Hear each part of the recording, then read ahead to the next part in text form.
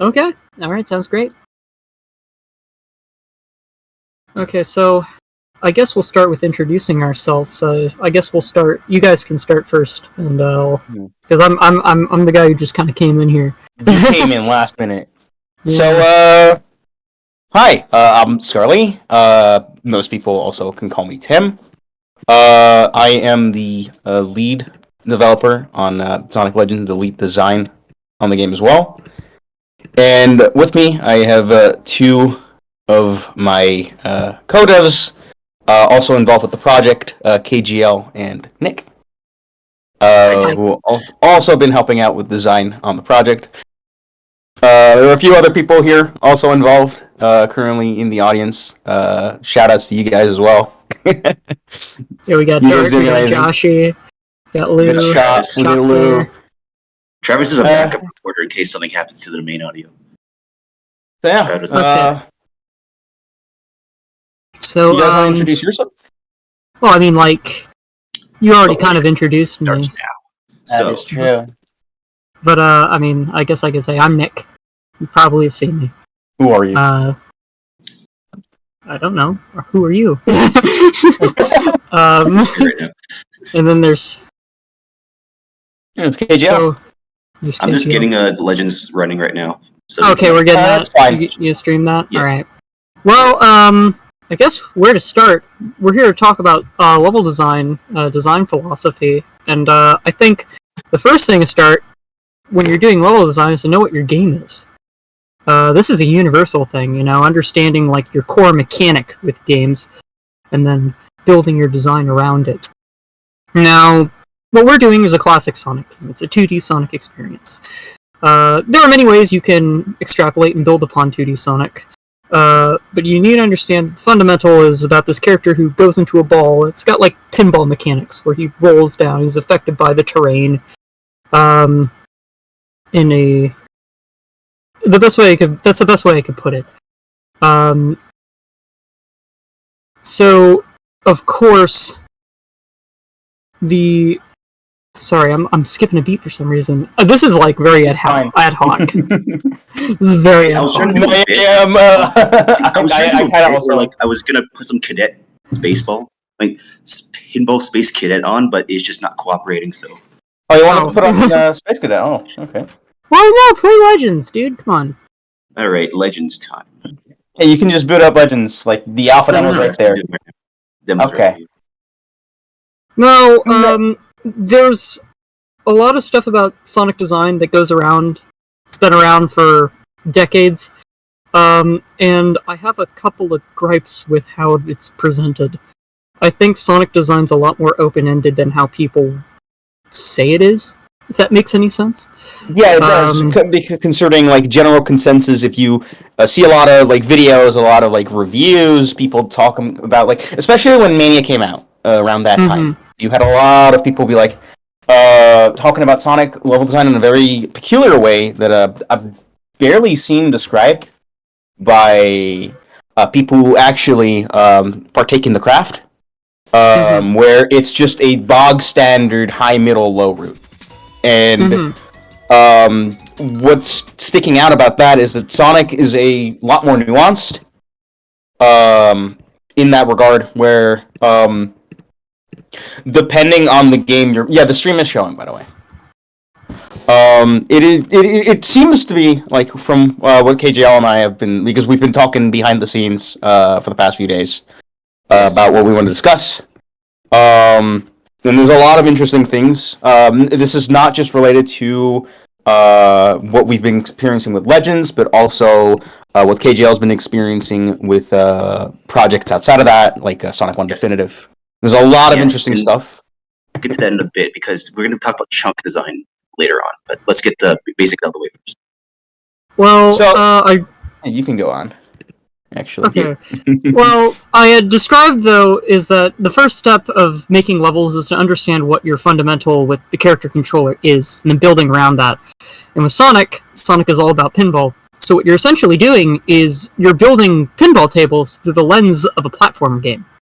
Not that many people think it like this. As a result, you have like these highly organic, winding level design, the best stages of Sonic, the ones that people always talk about, your Green Hills, your Angel Islands, none of them can be defined as something that is binary in paths. Everything is intertwining, everything is extremely and highly organic. Things go in and out of one another.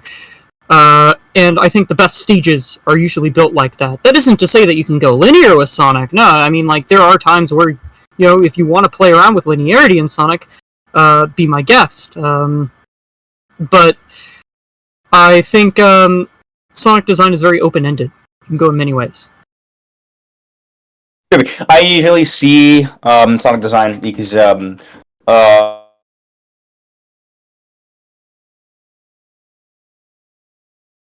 designs his levels compared to how you might. Oh, did I? Yeah. One thing to note is how specific individuals design their stages as well. Because the way I design levels might differ from the way KGL does it, might differ from the way you do it in the audience.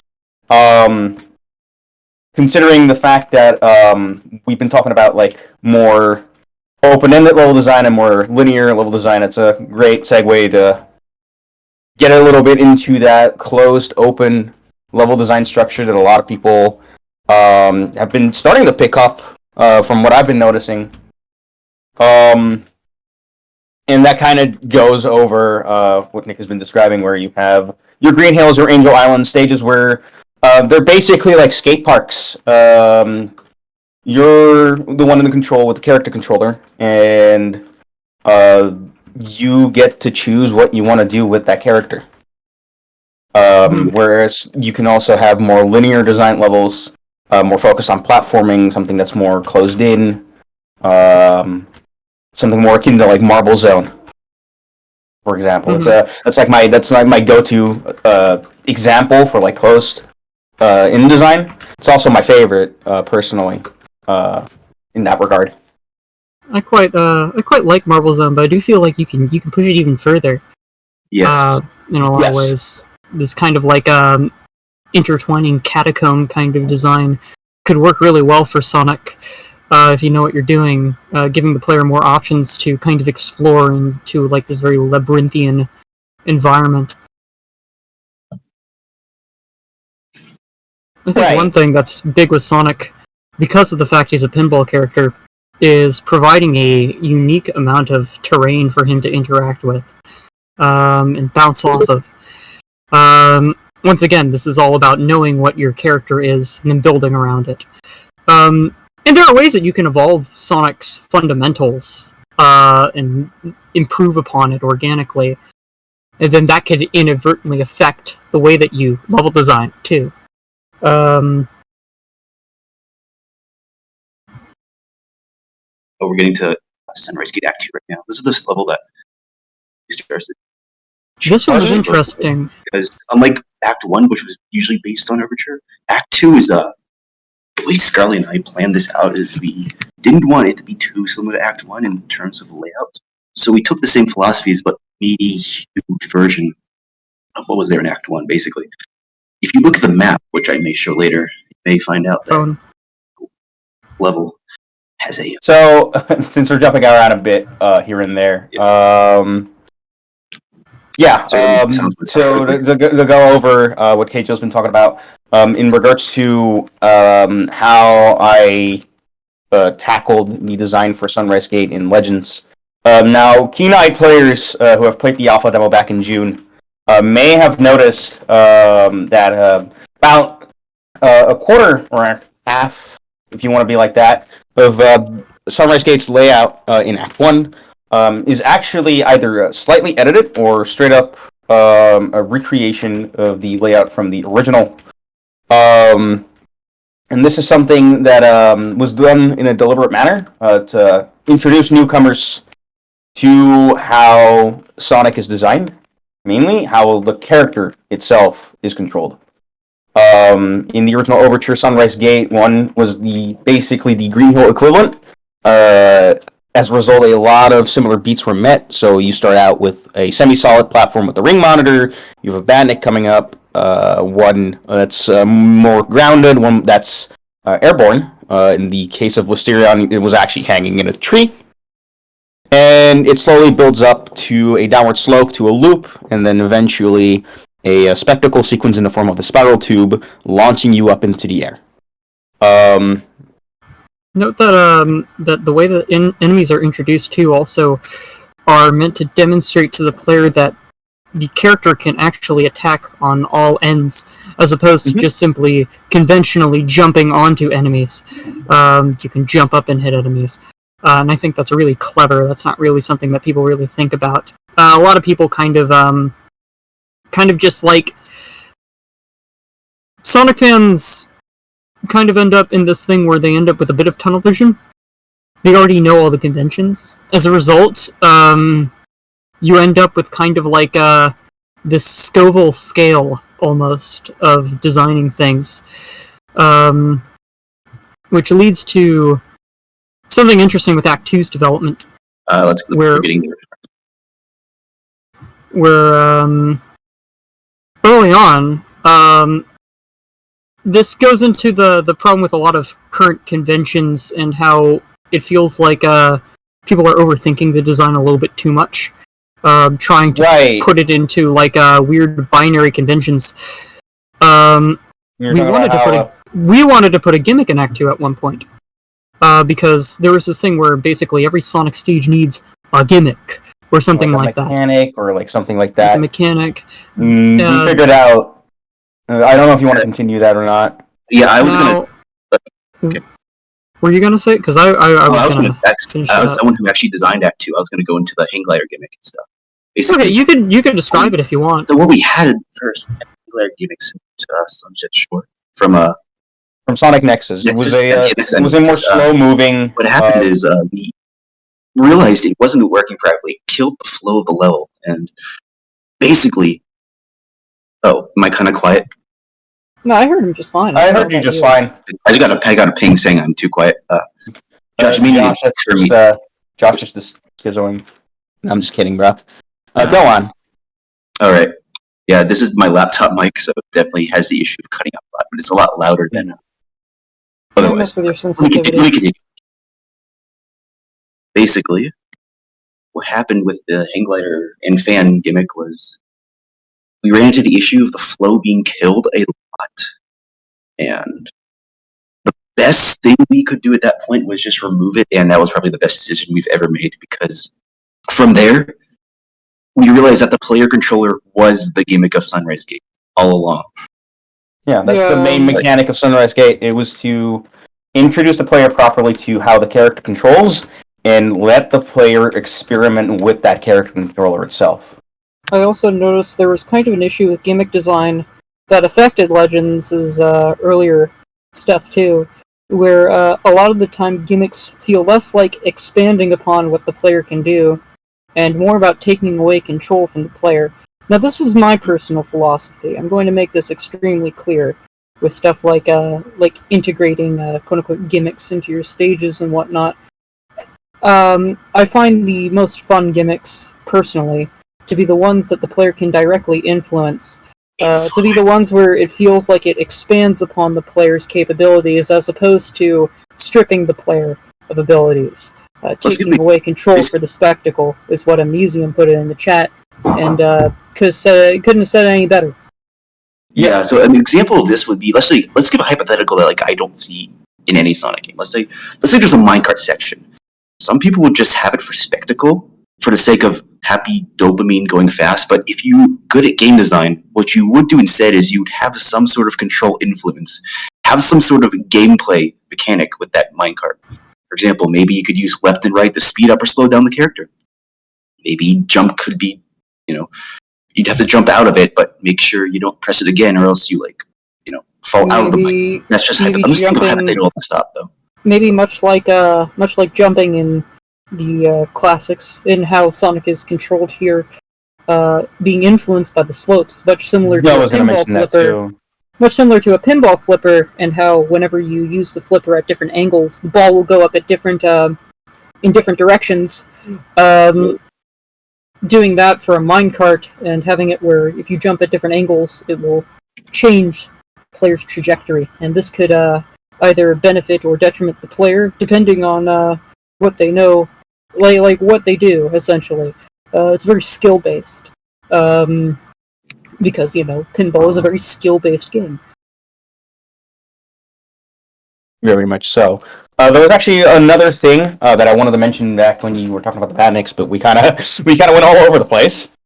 My apologies. We should probably not focus on Legends that much because we're talking about a one-zone demo of a. We are talking about a single zone, just demo. a gimmick that's just a player controller. So if we could probably expand out beyond that because I've been pretty quiet. Well, I wanted to expand out a bit beyond that. Yeah, I have you mentioned Badniks. say. A lot of people also.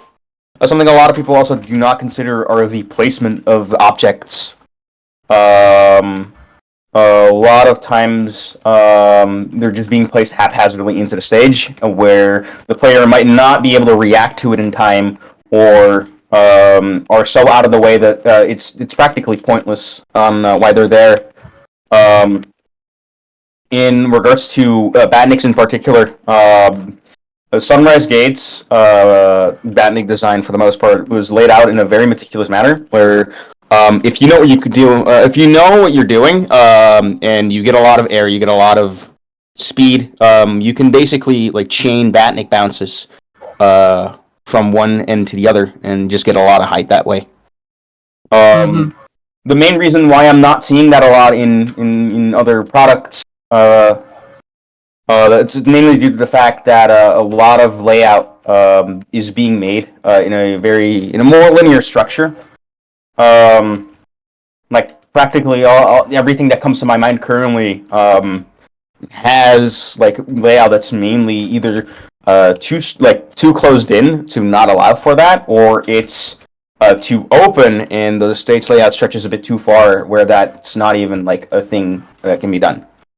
The problem is that sometimes it feels like things are placed out of necessity as opposed to actually having intent and tact to it. Exactly. We have to put an enemy there because there has to be an enemy in the stage, or there has to be items in the stage, not why is there items in the stage? Why do you want to put it there? Why do you want to put it there? Why do you want things to be placed in a very specific manner? As opposed to just throwing things at the wall and seeing what, kind of just throwing things at the wall just for the sake of it, No, not to see what even sticks, Yeah. No, exactly. And sometimes it can work. Sometimes you can have damn good intuition. But I find the best designs to be the ones with purpose to it, with tact to it, things that kind of click for you, Mm-hmm. And so it might be a bit difficult, sometimes it'll be a bit more difficult at times, sometimes it'll be easier. It's really about thinking. This is why I actually commend games like Mario Maker. Actually, it's made people think a lot more about level design. That's how I began. That's my. A lot of people started with Maker games. That and Mega Man Maker. Did anyone else in the chat actually start with Maker games for level design? I'm curious. I personally did not.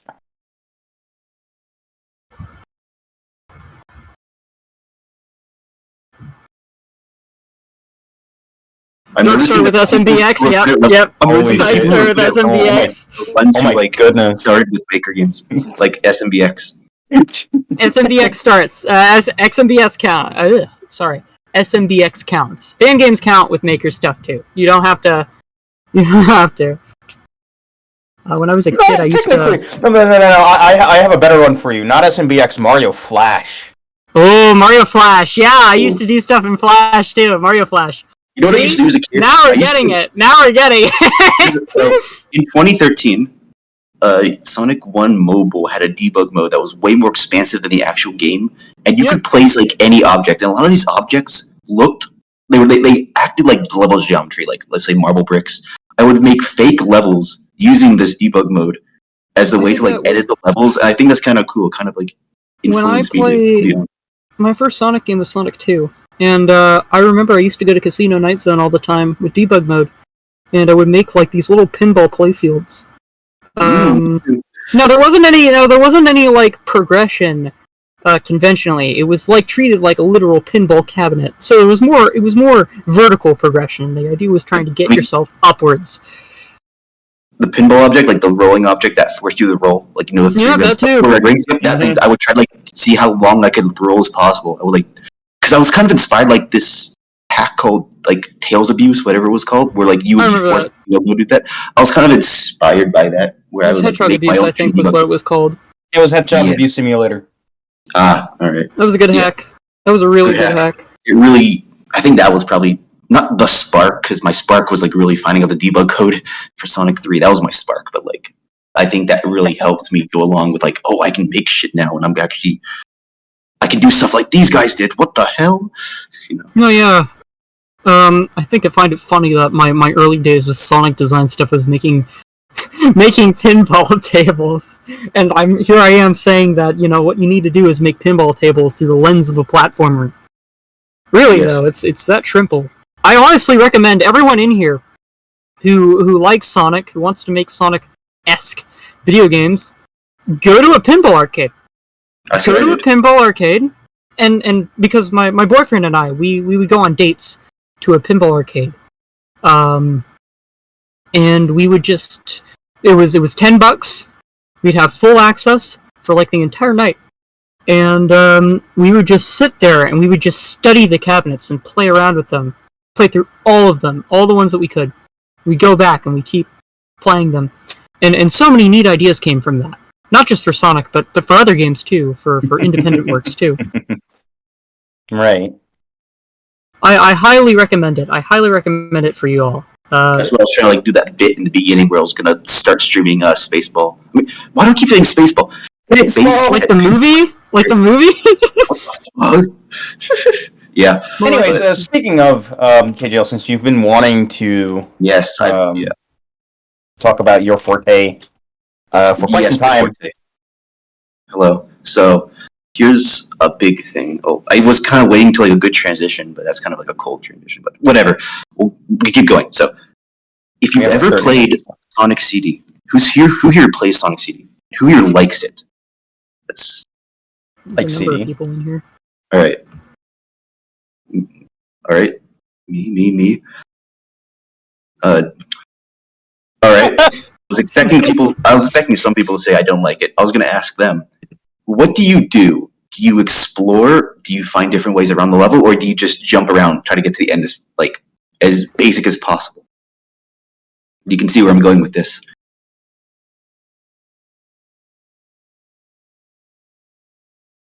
You explore, but I can definitely see how it's designed poorly, but it's kind of subjective in a way. But I feel like the design flaws of CD don't really matter when you talk about what it was trying to do. So let's transition into that.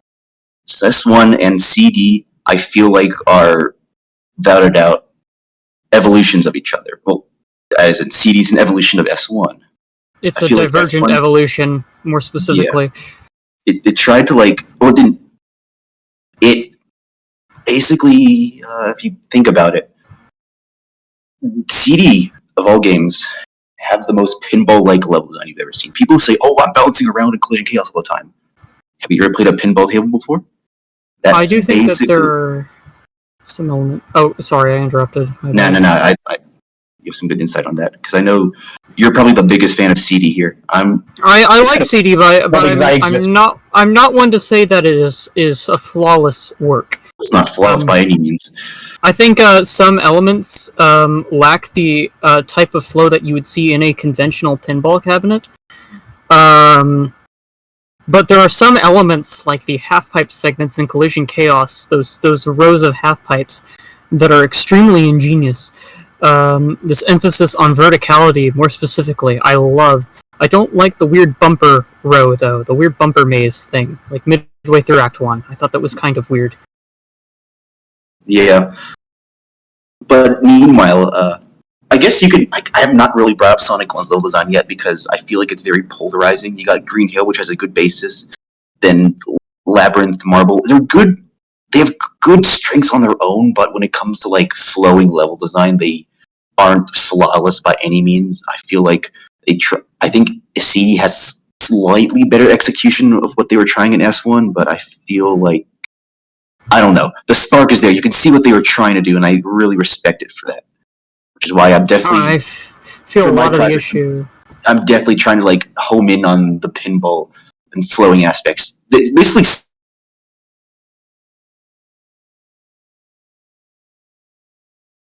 I genuinely think a lot of the issue with Marble and Labyrinth is the fact that it is a bit too linear at times. I feel like I think having a open-ended kind of catacomb-esque environment where you can work your way through at your own pace is far better, I'd argue. right. There are some hacks that have opened things up a lot more, and have opened up the level design of Labyrinth and Marble. It's no secret that Not any names I can think off the top of my head specifically as like the ideal, but a lot of them are a bit more enjoyable because of this open-ended nature. Like I said, make something organic. Well, yeah, that's the thing. That's my problem with Marble, actually. Is that it's a bit too straightforward at times, and you'll notice Sonic actually really benefits with slopes, or kind of like more organic, open-ended spaces where he can kind of explore in different ways. The problem with Labyrinth, is not the weight games, not anything like that. Rather, there are instances where your flow is essentially broken because you have to make very sharp turns all the time. You're constantly moving downwards or upwards without any like real slope influence to like kind of push you organically. Like there's none of that guiding hand aspect of a designer there. It's very kind of like not as felt.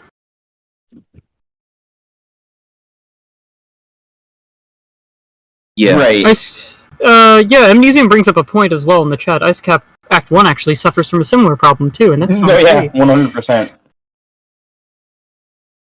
I'm realizing I do not have the vanilla Sonic 1 ROM on me, or at least on hand. Damn. I could play a very nice version. I've got it, don't worry. I'll play a good version that my boyfriend had made. Good version. Well, he made one without the roll jump. Oh.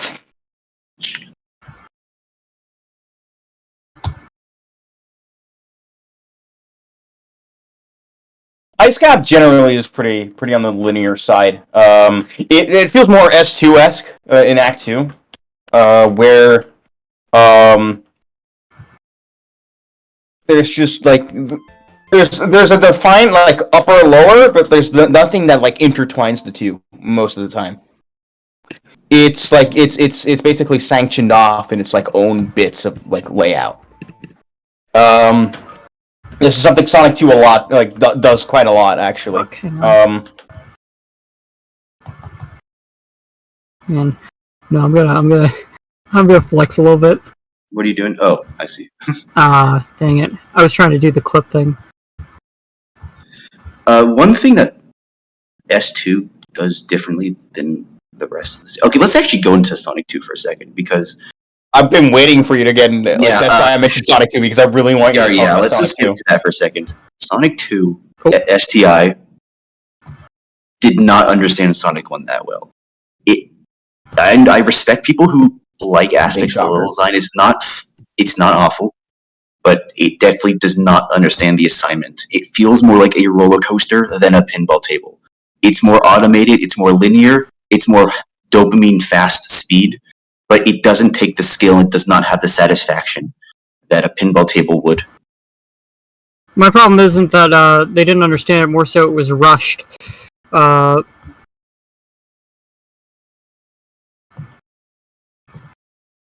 Is best of itself. Still, rushed or not, it's still issues that are present in the final game. And yeah.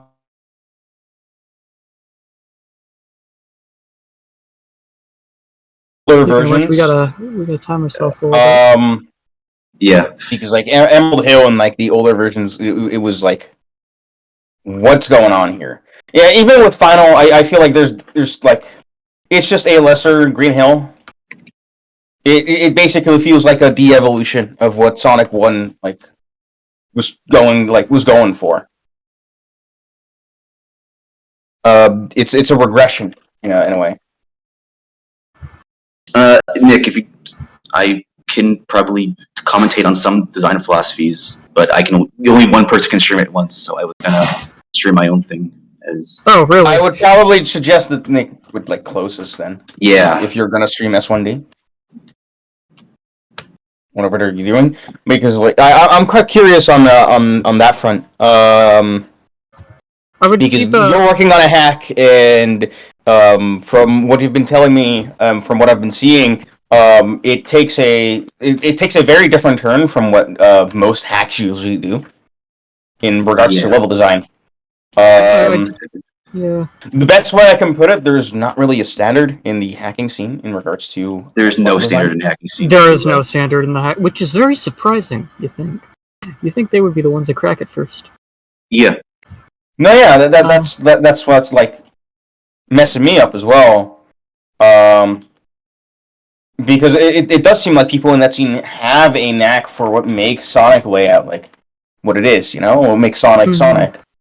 Well, I think a lot of people, and this kind of goes back to what we were saying earlier, and why I kind of wanted to keep, me personally, I kind of wanted to keep a discussion about specifics with designs, comparing and contrasting, a little bit brief, because really, I think the answer is not just to. I think instead of looking for weaks and strengths in certain games, really what you should be doing is deconstructing what makes the character, and then building on top of that with your design.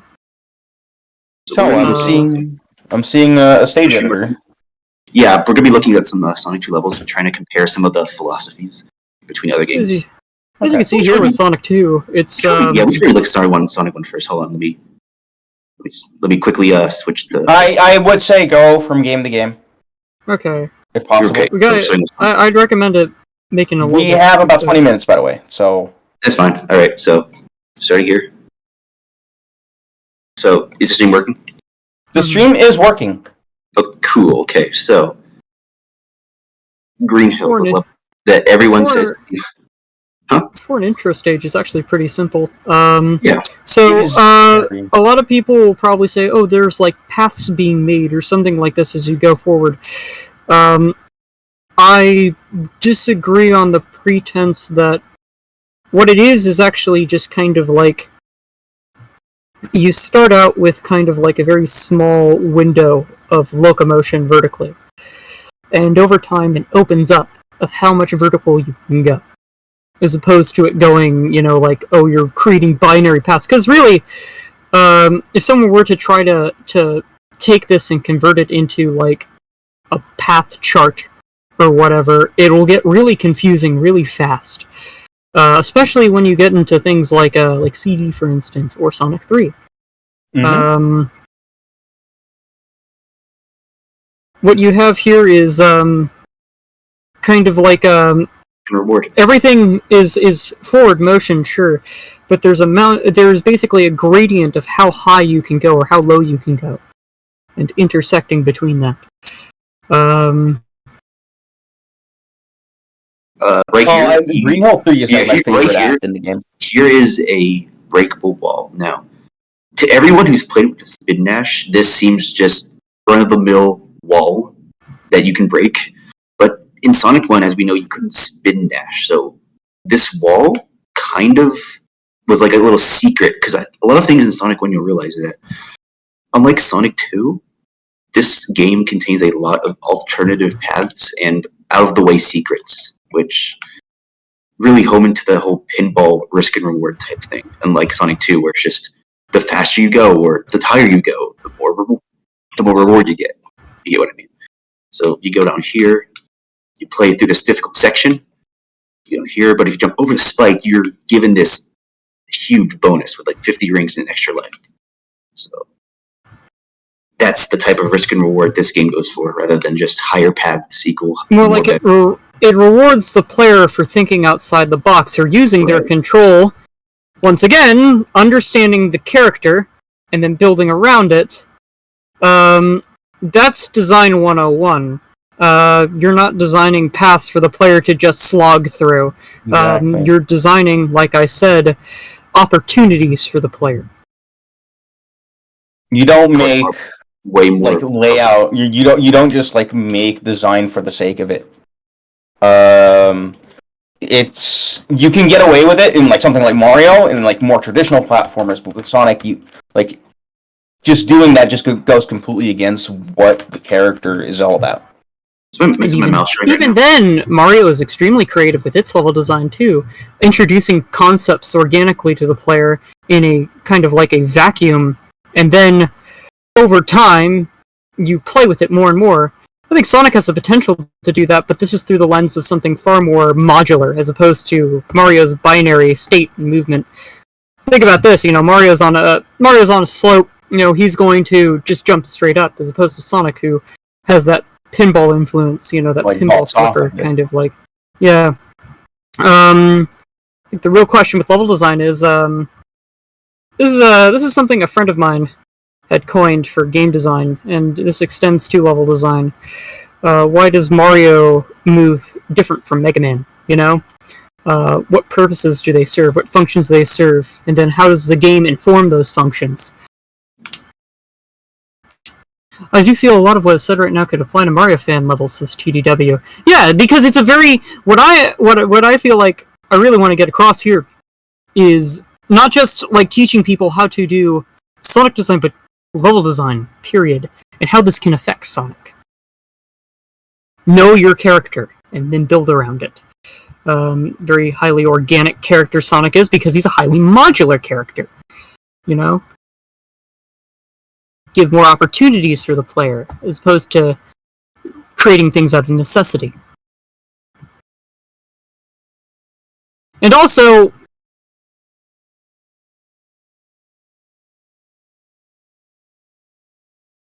advice with that.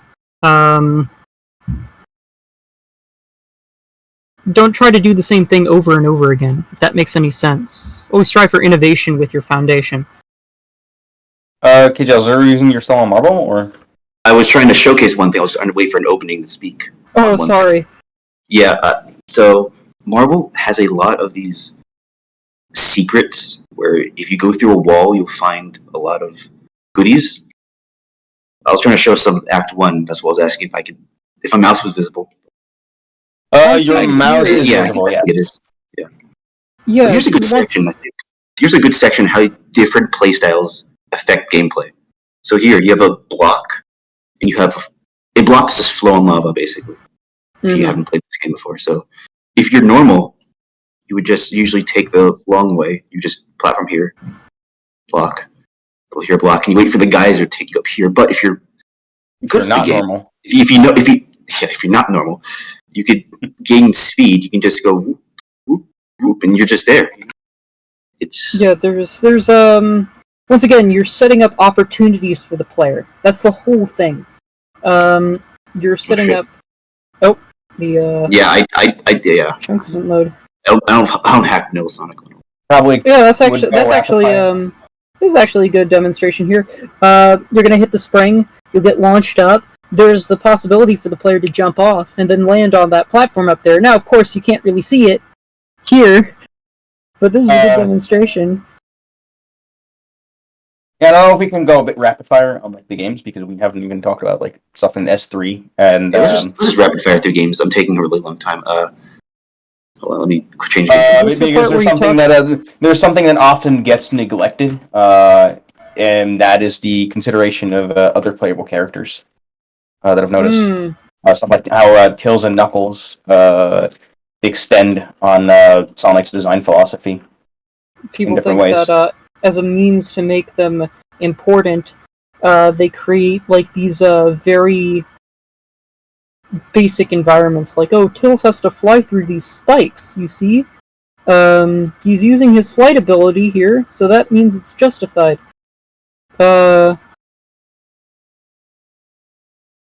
It's usually just like that's not how it goes. Especially how people handle Knuckles in particular. Also. Oh god, yeah, Knuckles. Knuckles is a very undersold character. He's very underappreciated. Even as late as like Superstars, he's already being considered the worst character in the game. Well, that's also because they don't really do anything to kind of fix his flaws in certain points. Because I think here's the thing too. This is sacrilege concept. The classics aren't perfect, but not in the way you think. Big shocker. I think that there is room for improvement, just like any other foundation has room for improvement. And there are ways that you can emphasize what makes Sonic so special. Not his, he's fast, he goes fast, but his modular pinball-based routes. I think there's a lot of opportunity to build around it. And that's what I said, that's why I meant by, like, understanding your character. Because I feel like, I want to encourage people in here not just to think outside the box with their foundation and building level designs around it, but I also want them to think about their foundation too. Ways that they can make it better. So that way it'll make more engaging level design, more opportunities. Yeah, I'm seeing like the chat right now, and they're already having like an interesting like convo about like how Knuckles' roots usually just like suck and don't really matter anything. Travis, I want to talk about like more about the technical stuff, but this is actually really good stuff they're saying. So sorry if I'm a little quiet than I was planning, but I think it's more important to talk about design philosophies than technical stuff. But if we have time at the end, I may speak a bit more about that. Well, if we have time for a Q&A and stuff, you can probably also... Yeah. We are getting close to Q&A. Yeah, we are getting close. But I wanted to mention what was mentioned in chat, how like Knuckles' roots usually like just don't really amount to anything, especially when it comes to stuff like Mania, where Knuckles' roots are usually sanctioned off to like an optional area that you can go through as Knuckles, and you can't really.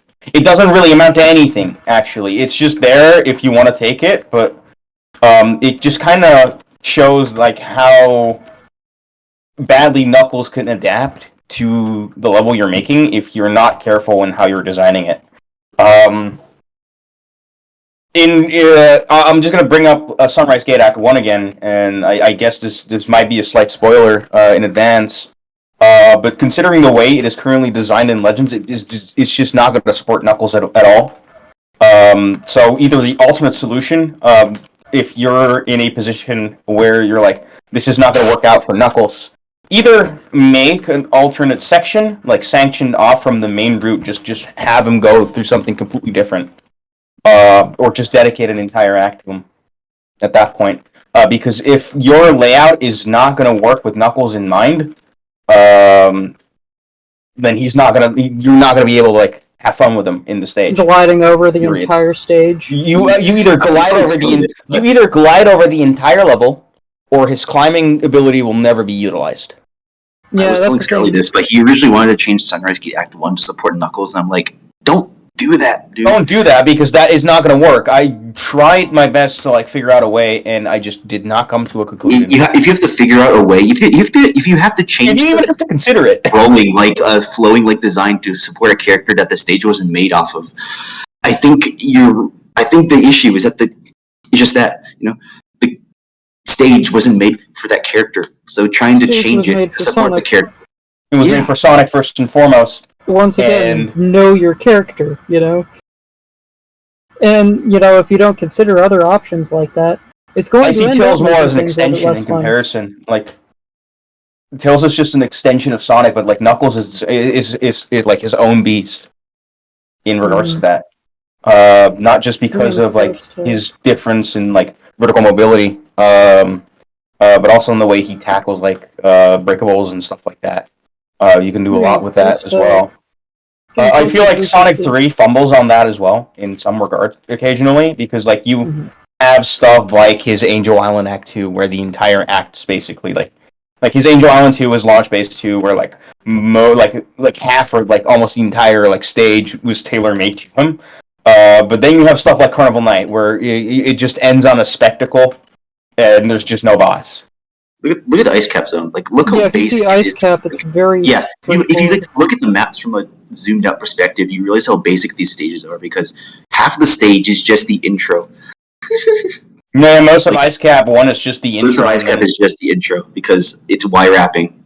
If anyone doesn't know what Y wrapping is, basically a flag you can set. Well, it's more than the flag. So you come from the bottom of the screen and end up at the top, or vice versa. It's an artificial way to make stages feel taller. A good example of this is actually Marble Garden. Let me get there real quickly. Oh boy, technical stuff. So yeah, you would come down here and you would end up right here. This is why people find Marble Garden to be much larger than it actually is. Same goes for Sandopolis Act 2. Yeah, Act 2. Because this stage also Act 2 is a good demonstration of... That's a perfect demonstration because it's just like...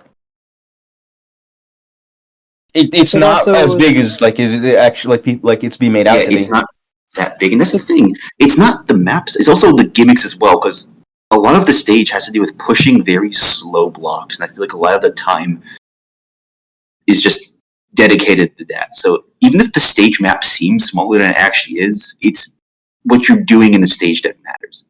No, you can have an extremely huge stage like Sunrise Gate Act 2, but you're just rolling around and just having fun, but it still feels like it's shorter because, well, the stage itself is huge. Traversing just takes not as long as, something like Sandopolis or even Marble Zone, where the maps themselves are small, but the actual activities in the stage you're doing take longer than just, movement. It's a lot of puzzle thinking. Right. It's a lot of changing the environment around you. Note that a lot of the stages that are the weakest are the ones with the least amount of opportunities. There are some linear stages that do have a lot of opportunities and are a lot more fun. But you'll notice that the stages here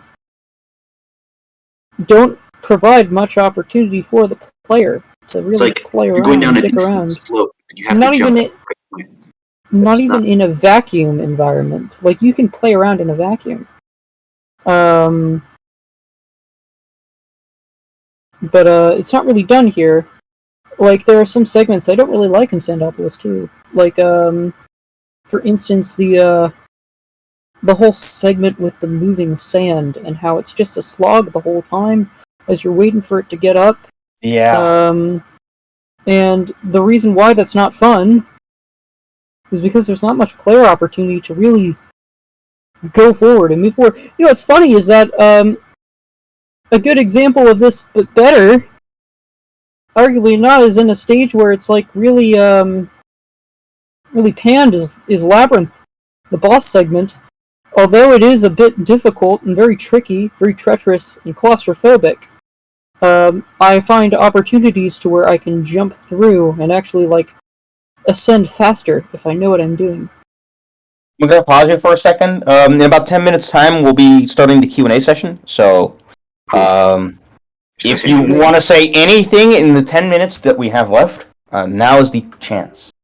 Sky Sanctuary is a better example of how to do looping, Y wrapping, because the stage itself is 32 chunks high, but in reality, it doesn't really seem like it's one of the faster stages for people who I've talked to. But that's because, again, a lot of the stage you're just hopping around, moving a lot instead of pushing things or waiting for things to happen like sand. So it's not a matter of why wrapping stages are bad. It's just how they're handled, how stages are handled, what you're doing in the stage. Opportunities. Yes. Mm-hmm. Let's see. Now that I have the floor, I want to go back to another thing we were talking about earlier: the Knuckles section in Carnival Act 2. You want to talk about the most afterthought thing ever? Look no further. That entire end section. The entire stage of Knuckles is just the most base shit ever, because you don't even fight a boss. You're just after the stage is this, dude. You don't even get to use his ability all that much. Yeah, it's just I don't know if the first half was made from Knuckles in mind. The Sonic 3's development's there's a lot of mystery surrounding it. I don't want to say any theories or speculation, even if I do believe some of it myself, because I don't want to spread false information. But I don't know for sure if they developed this with mine, because it feels such like an afterthought. Because I know there's some paths in Hydro City where even in the first half of Sonic 3A, there's some unused sections because that was being developed with Knuckles in mind. Let me show that real quickly.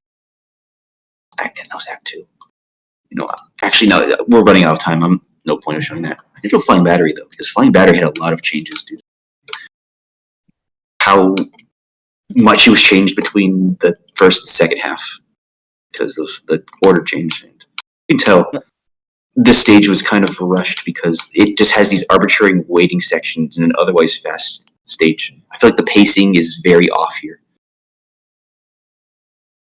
in my opinion. I do not like that room.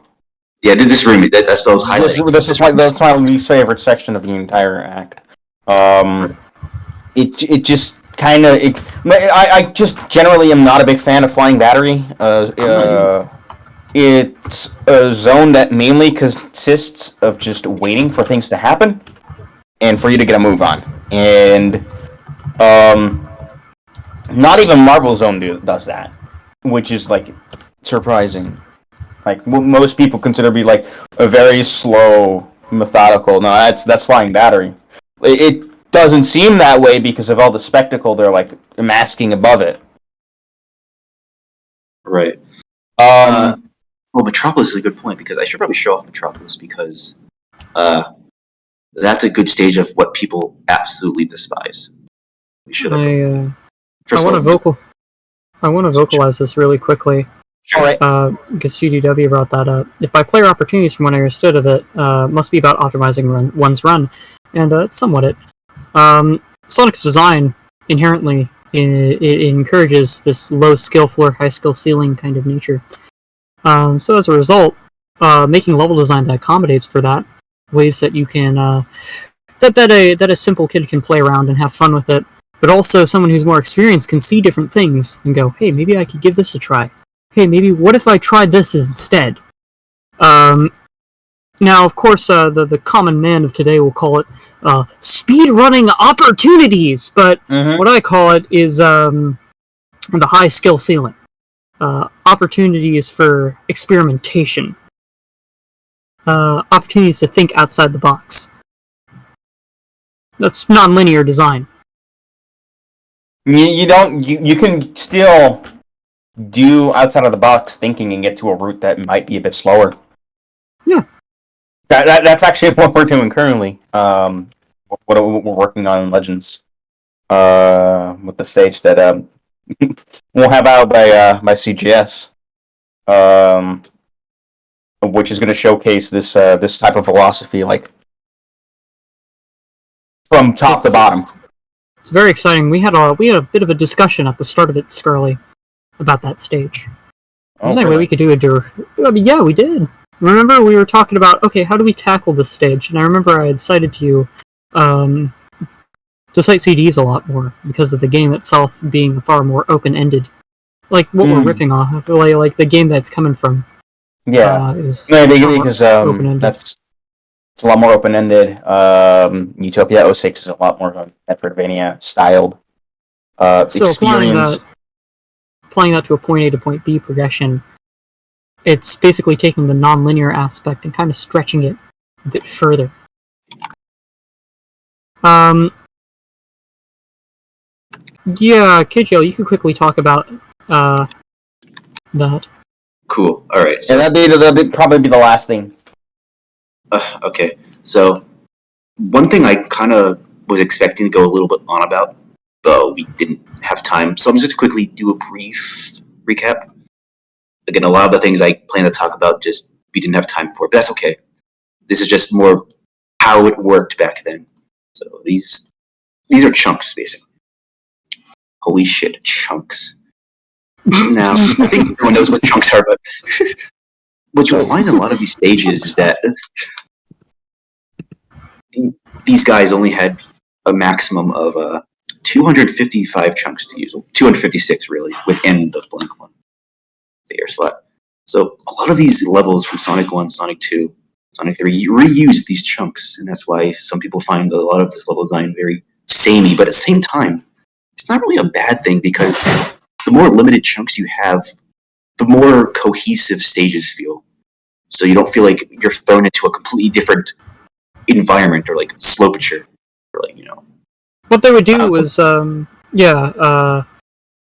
they would sketch it out first, block it out first, and then they would design the chunks around the loose, like, kind of design quilt that they had made. So pretty much they streamlined it down to a number of chunks, and then assigned it closely to what they had drawn out.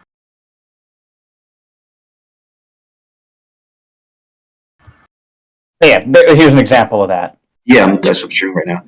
See here, they would draw it out. As you notice, it's all blocked out like chunks here. And then they would design those chunks like this, and then they would kind of stitch it back together, in a way. Now note, they try to get the best out of these chunks. They try to get as much mileage as they could with these chunks.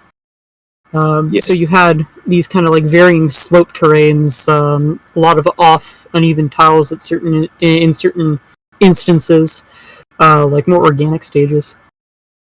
And that's something that I would like to mention. Like, no matter if you're working with chunks, if you're working with 16 by 16 tiles, anything in between, make the most shapes out of what you're given. Yep. Oh, here's Green Hill. There have been moments where I've been using tile layout in ways that even the people making the art were not expecting. And that just goes to show how creative one can be when it comes to like creating tile layout like that. Basically, the art of placing the stage art into your design. CD did not repeat chunks. This is why it feels very different from This is why it feels very different from other Sonic games, because that's what I was trying to get at earlier. Repeating chunks make levels feel more cohesive, as if like it's the same type of geography or like landscape. Design language. Yeah, throughout the entire thing. Compared to that's what M mentioned in chat earlier as well. It has to follow the design language. Yeah, and CD did not follow that. As a result, it feels a lot more alien, and at times it can add a bit of a charm to it. Once again, it's kind of it's really just a matter of what you want out of your stage, and once again, knowing your character. Right. So here's some Green Hill. Wow. Here's the Green Hill sketch layout. Green Hill. We should probably get to questions soon. Yeah, questions. One more thing. I want. Yeah, we should probably get the questions. Let me show. Get the questions, and then we could do some final words after that. Cool. Right. I didn't really get to show examples of my level design. I mean, I sometimes get Act 2. I showed earlier. Well, yeah, I thought that because we were mainly to show something about Marble, but it's all right. It's all right. This was mainly advertised as a Legends thing. Us talking about. Right. Yeah. Yeah. Okay. What do you guys think about the fact that CD had different people design different layouts, and one of them was so bad it had to get cut? Is the pipeline of multiple people designing different layouts a good one or not? Or is it that CD did it improper and it needed a director? I personally say latter. Yes. I agree with Scarly on this. I think that it really needed a better, I guess, general game designer. Because I think my thing with CD is that it was very art driven, and its heart was in the right place. It wanted to expand upon things in a very open-ended, almost what's the word? I guess experimental, very out of left field way. A divergent evolution in a way. Still retained what made Sonic Sonic, but yeah. It did it differently compared to like the one. It needed a stronger chief designer, like game designer, to kind of back it, and then have additional level designers kind of work with that philosophy. My big thing is that people just need to be taught how to do it. Like, Elite's taught your craft before coming in. Encouraging, of course, experimentation, but teaching them, okay, this is how I do it. Now, you can take what I've taught you, do something fun with it. add your own little spin on it, with the foundation I've given you. Play the games also. Just if you want to study how a specific thing works in a specific stage, just keep playing it. Just keep like checking how a specific thing is done. I personally, before even starting to do level design, I played a lot of Sonic 3 and a lot of Sonic 2. And what I did for the most part was just compare how the two like differed. And it was very striking, considering you have Sonic 2's more linear approach, where things don't really weave in and out, and then Sonic 3 doing something slightly similar, but a lot more boxed in. Okay, most of my design philosophy didn't necessarily come from just playing Sonic, but playing Sonic certainly helped in deconstructing Sonic and reconstructing it. It also came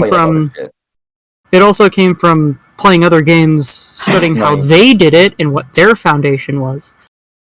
And also, I'm a sucker for pinball. I played a lot of Mario as well. TDW has a question here. I kind of want to read that. Can we keep answers brief? Yeah. Sure. Yeah. There's a brief answer right there. This was said in the discussing Mario Maker part of the panel. Gotten a new generation interested in making fan levels or fan game levels.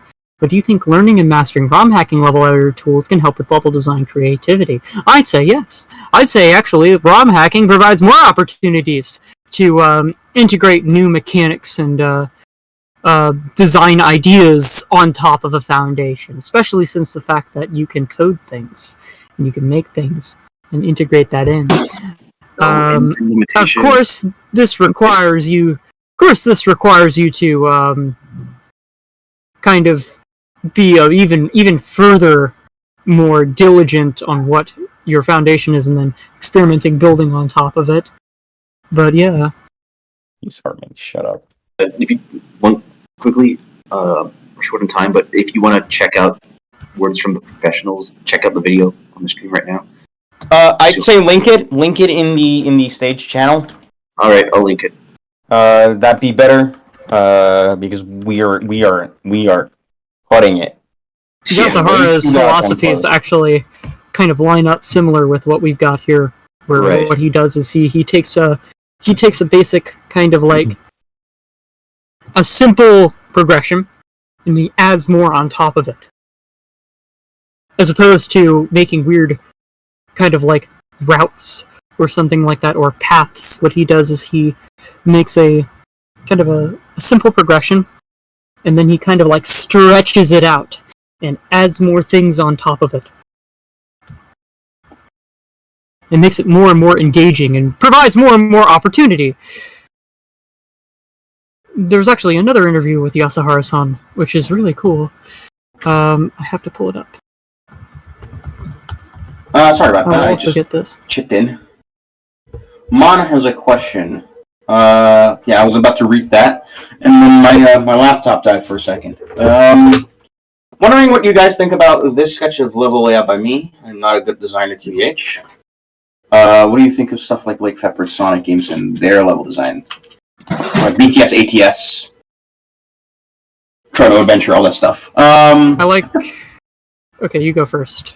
I know an answer for 2. I slightly do, because I've played BTS, ATS a lot.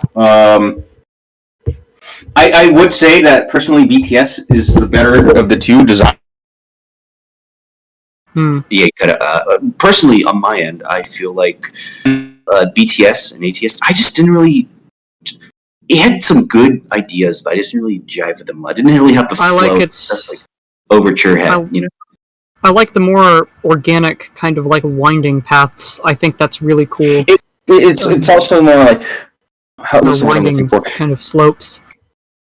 It does a better job at like the technical layout as well compared to ATS, because with ATS, most of the stages beyond Horizon Heights No, even in Horizon Heights, they always. I think this is where the stigma of every stage needs a gimmick came from. ATS. I think that's where the seeds were planted. I agree. Every stage has some. Every act almost has something to it. Sometimes they work. Most of the time, I don't think they do. The Mega Drive games don't do that. They keep it simple. They keep gimmicks consistent. They keep Sometimes it very simple, them, but it's never a necessity. They keep it simple, and you'll note that they don't take away from the player. The best ones don't take away from the player; they provide more. And that's something that ATS does more than DTS. Like, it takes control away from the player a bit too much on occasion. Sometimes it even impedes on the player's own movement. In the case of Sugar Splash Act 3, where you have that entire water current thing, where you just get shot upwards and a bit to the right, and that can mess up platforming real bad. There are some highlights, obviously, in ATS. That's how I feel about it personally. In regards to the layout itself, I need to get a better look at it. Now is not. I don't think I have too much time for that. I don't think we have enough. Bottomless pits. Thoughts on bottomless pits? I don't like them. It depends on what game you're making, and in the context of Sonic, me personally, not big of a fan. Unless there's a good reason for it, like it's an airborne stage. Mm-hmm. Know your character. That's what I'm gonna say. Know your character.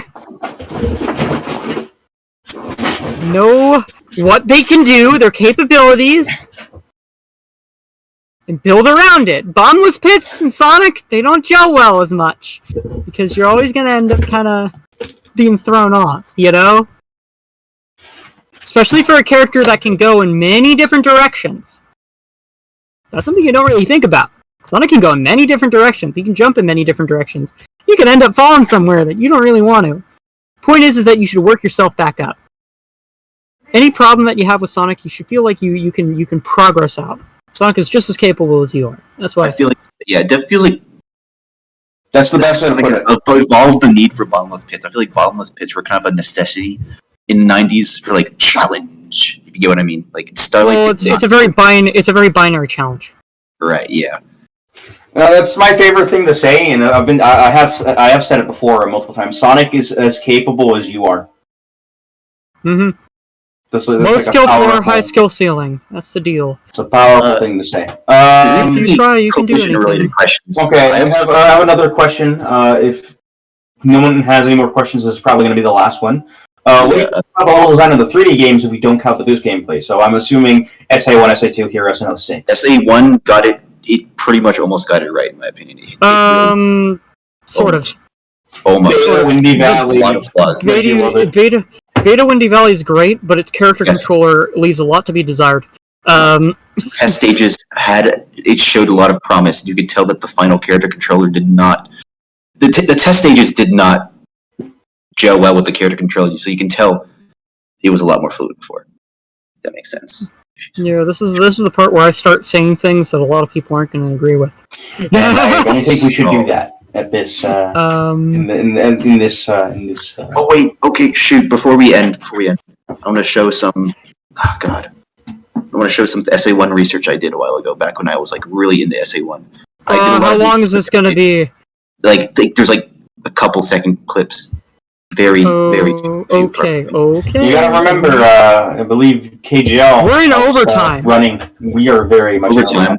If I'm not mistaken, you help run the guide to S80X. Yeah, Dreamcastify.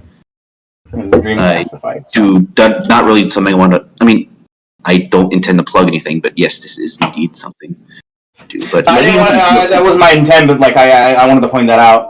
Yeah, no, I really like that. I just really like that. There's a lot of videos, but I'll show one of them. Let me show you. We have 15 minutes from this point. All right.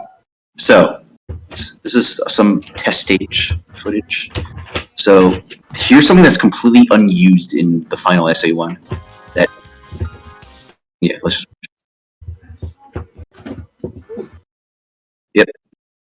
That shit's in. Whoa, what? Yep. You didn't know this? Nope. Did not. Yeah. And this isn't scripted, mind you, right? This is not. There's no script. There's no script objects in here. The problem, I think, is really the fact that the Dreamcast controller really didn't account for more camera control, which I think was really necessary for a game like this.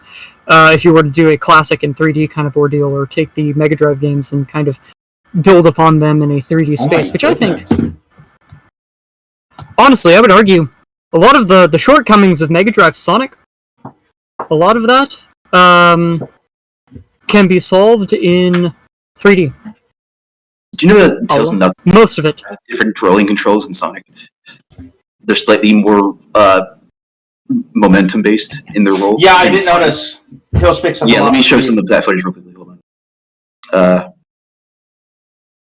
There's this big ass slope here. Tails and Knuckles uses an earlier version of the physics. Yep.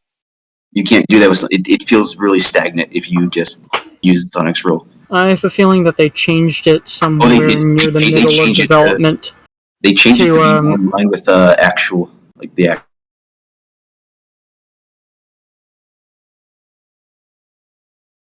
It's clear that they wanted to do this, but they really had to cut it, and also they were introducing way too many new playstyles. Right. Yeah. So Sonic stuck out like a sore thumb. There's another video I want to show. Because they have to show off everything the Dreamcast was capable of. Yeah, it's a compromise. It's a massive compromise. I mean, personally, and also because, we're all not working for companies. We're all doing this in our free time. You do not have to compromise for anyone. I'm going to say that right now. You don't have to compromise for anyone. That's my biggest advice. You're not making this for a company. You're making this for you. Josh! Here's Speed Highway without any speed boosters. I have theories on why speed boosters were added so much, because you can see by the beta footage that. Of course, I can't pull it up right now, but you can see the early footage did not have as many speed boosters as final. And I feel like the playtesters just really struggle with analog controls. So I think they added speed boosters to get people on track. Yeah, the camera I would argue a lot of it was the camera. Also, this is using a mod that restores Tails and Knuckles' roll to Sonic's character. So that's way nicer too. Oh, that looks good. Yeah. Look at this. Let me play that again. What could have been? Kind of getting more into beta history. Beta prototype. Beta prototype. I don't care because I really like looking into like SA1's development. Like that. Oh yeah, I was in SA1 before I was really into ROM hacking. Then the scene kind of died due to like mods and stuff. So with the coming along, I am yearning for a little return for that. We'll see. Let me show. Yeah. I'll have to see it. Oh, let me show some Speed Highway shortcuts. Maybe actually had a decent camera to SA1. Yeah. Do you think the spin dash was buffed alongside the rolling getting nerfed? Yes. Absolutely. I think the spam dash is really flawed, but I feel like it was a necessity. Time. Why do you actually think that? I'm kind of curious because they immediately removed it by AFSA2.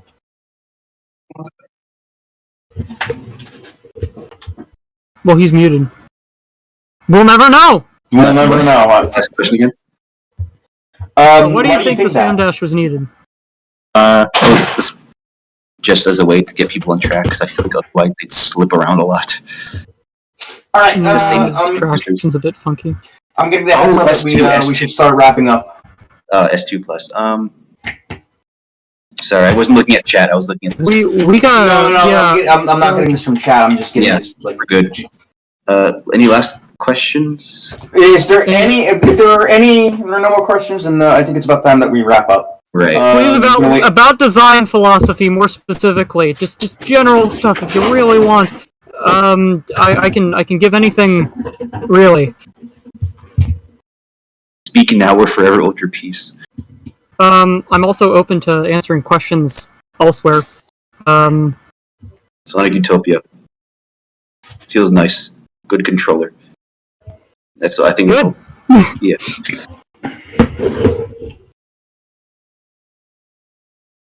Yeah. Adjectives. Adjectives, buzzwords.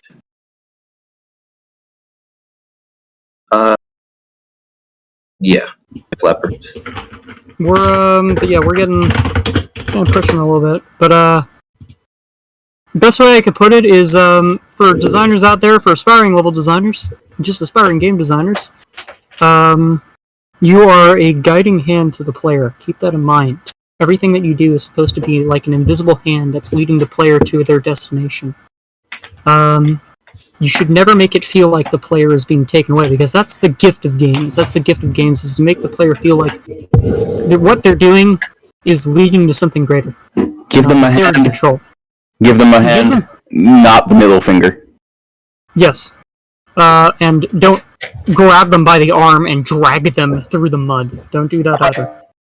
But I think that's about it.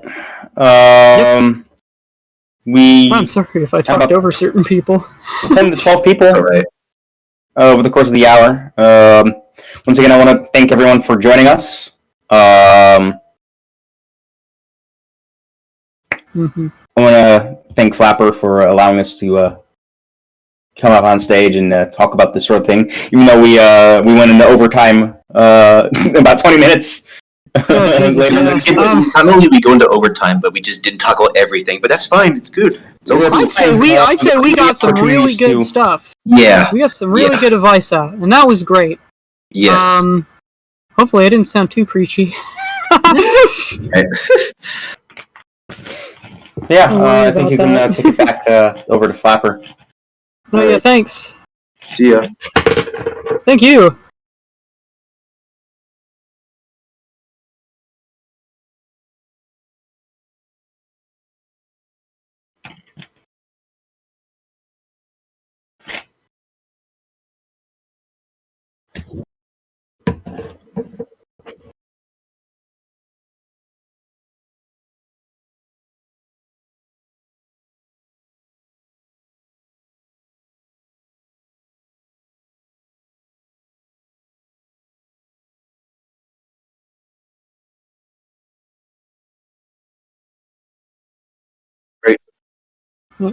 Thank you guys. Thank you guys for coming for this. Really appreciate all of you. That went really well. I was kind of worried at first. I was kind of worried that I didn't have like my presentation ready, but it's all right. It's all right. Since